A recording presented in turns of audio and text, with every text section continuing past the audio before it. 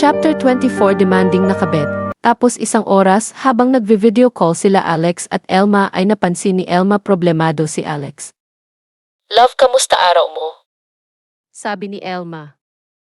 Okay naman. Sabi ni Alex. Ayos ka lang. Parang may problema ka.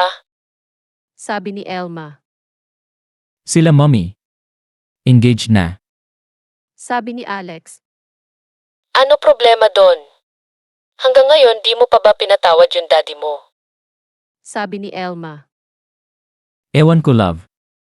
Di ko pa makalimutan yun ginawa niya kay mommy. Alam mo naman yun pinagdaanan namin noon iniwan niya kami. Sabi ni Alex. Oo nga love, pero sana patawarin mo na si Tito Vinto para lang kanila Tita Eileen at Ali. Sabi ni Elma.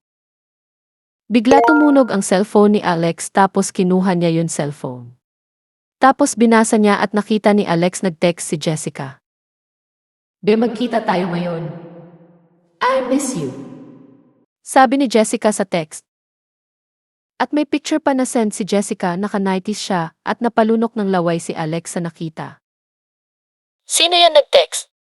Parang nagtulala ka dyan. Sabi ni Elma. Ah, wala. Wrong send lang. Sige love, medyo inaantok na ako, sige bye. Sabi ni Alex. Okay love, I love you. Sabi ni Elma. Pinatay na ni Alex yung laptop na di man lang nag-I love you kay Elma, tapos agad tinawagan niya si Jessica. Be, papunta na ako. Sabi ni Alex. Okay be, see you. Sabi ni Jessica. Tapos isang oras sa hotel, pagbukas ni Jessica ng pinto ay bigla niya hinalikan si Alex. I miss you.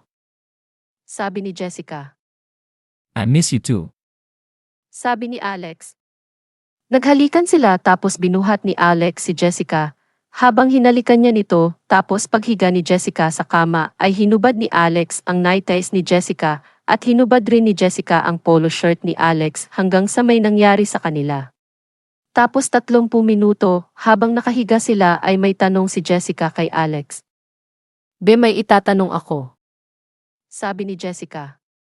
Ano yun? Be. Sabi ni Alex. Kailan mo balak magkikipag-break sa girlfriend mo? Sabi ni Jessica. Nagulat si Alex sa tanong ni Jessica.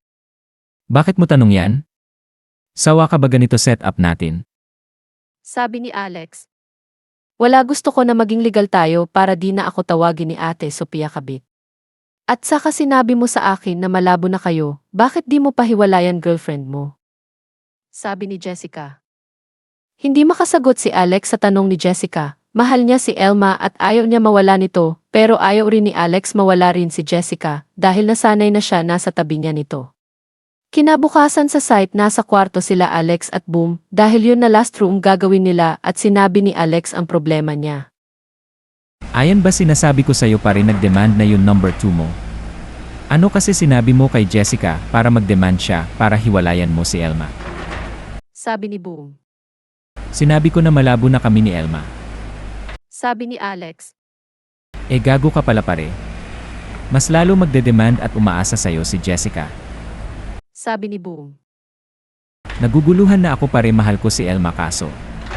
Sabi ni Alex. Kaso naghuhulog ka na kay Jessica. Sabi ni Boom. Ewan ko pare. Sabi ni Alex. Bigla pumasok si Joe sa kwarto at binati nito sila Alex. Good afternoon boys. Pagbati sabi ni Joe. Good afternoon sir. Pagbati rin sabi nila Alex at Boom. Gusto ko sabihin na, good job dahil maganda ito hotel ko. Hindi ako nagkamali na pilin ko yon construction company nyo, lalo na mga engineer na pilin ni Richard. Papuri sabi ni Joe. Thank you sir, we just did our job. Sabi ni Alex. You're welcome Engineer Martinez. Anyway, I invite both of you in my birthday party this Sunday. Sabi ni Joe. Wag na, sir, nakakahiya. Sabi ni Alex. Sige na, para papakilala ko kayo sa mga business partner ko, para sa company nyo na lang sila nagpapagawa mga building. Sabi ni Joe. Okay sir. Sabi ni Alex. Susundin ka ba ni Alex ang demand ni Jessica? Abangan ang susunod kabanata. Huwag niyo malimutan mag-like at mag-subscribe na sa channel ito and thanks for watching.